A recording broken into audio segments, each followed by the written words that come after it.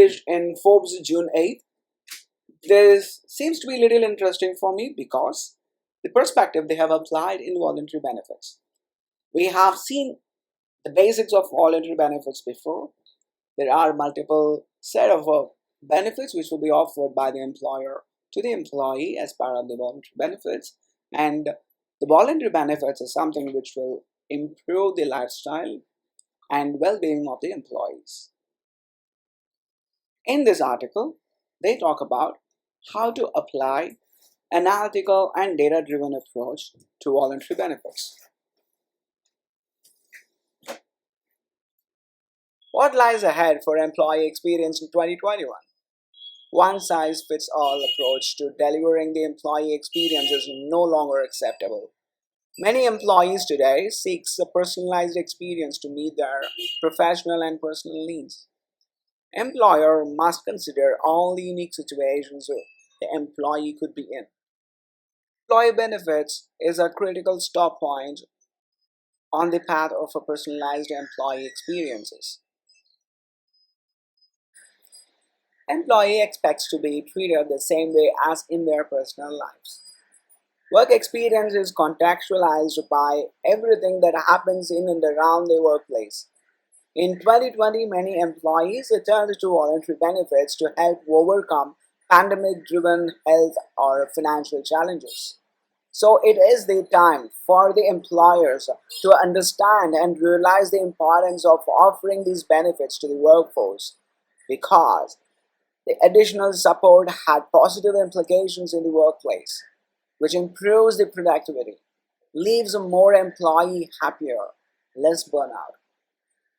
What it takes for the employers to offer these personalized strategical approach in voluntary benefits.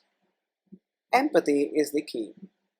It leaves more positivity among the employees about the organization. Employers should keep in mind that more employees increasingly value overall wellness.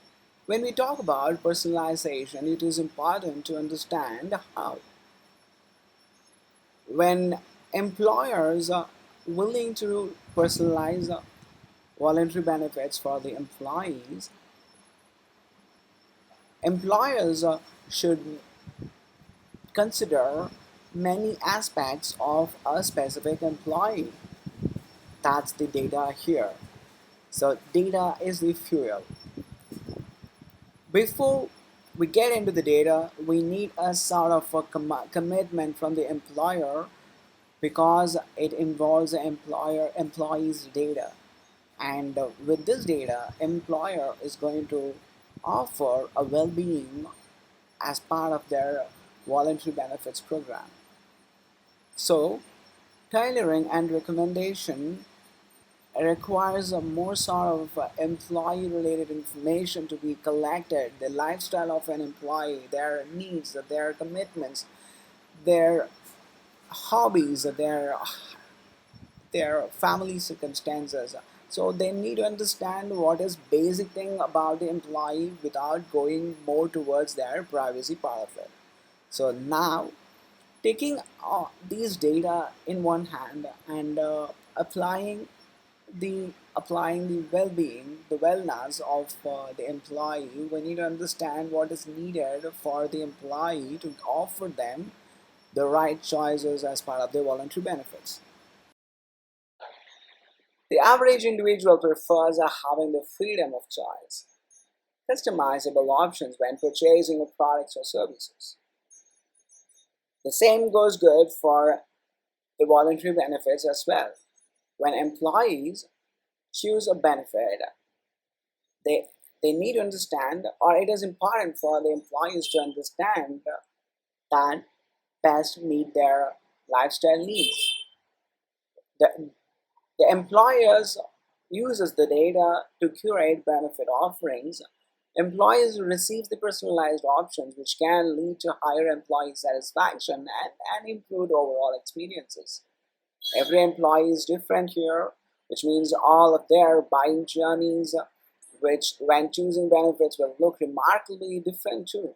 For example, in this case of voluntary benefits offering, leveraging data can help companies recommend products and services that are relevant to what is happening in the employee's life. For instance, is offering auto and home insurances to first-time home buyers, pet insurance to pet owners, and products like accident and life insurances for the first-time parents. Employees need to hear about their right benefits at the right time to meet their unique needs. Data-driven approach to benefits can yield higher employee participations. Not all employees have the luxury to spend hours researching benefits offerings that are available to them. Recent research also found that employees enrolled in voluntary benefits have a median tenure of 6 years compared with the 3 years of employees not enrolled in benefits programs. HR teams looking to prioritize employee tenure and retention should consider offering or adding to their voluntary benefits option. Start. The core part of the article starts here: how to become more analytical and data driven. Anecdotal evidences when curating a comprehensive voluntary benefits program is not enough. To become a data driven organization, companies need to analyze and organize employees' data to better serve their workforce and businesses. Employers who strive to take more analytical and data driven approaches to employee benefits strategies can take the following steps to build foundations that can provide consistency and success over time. There are four elements which has been discussed here. To start with, invest in hiring the right people with the right background. Define metrics early on. Set a regular cadence of measuring goals. Choose a technology structure that supports the organization's goal.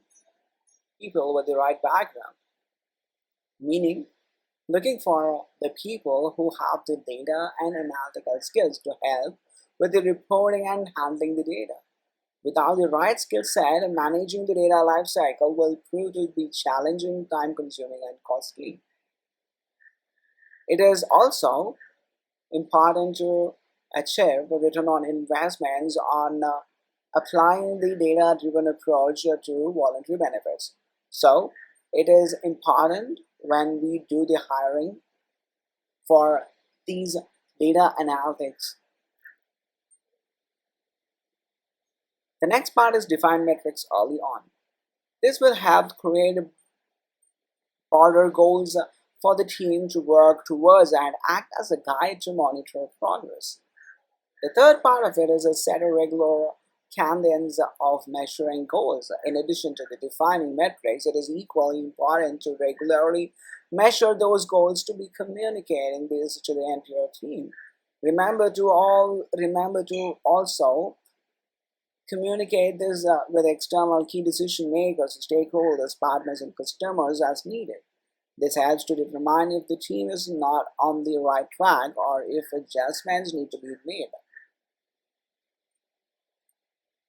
The final part of it is choosing the technology that supports the organizational goals. When assuming on choosing a technology platform, we make sure it's able to support the points mentioned above.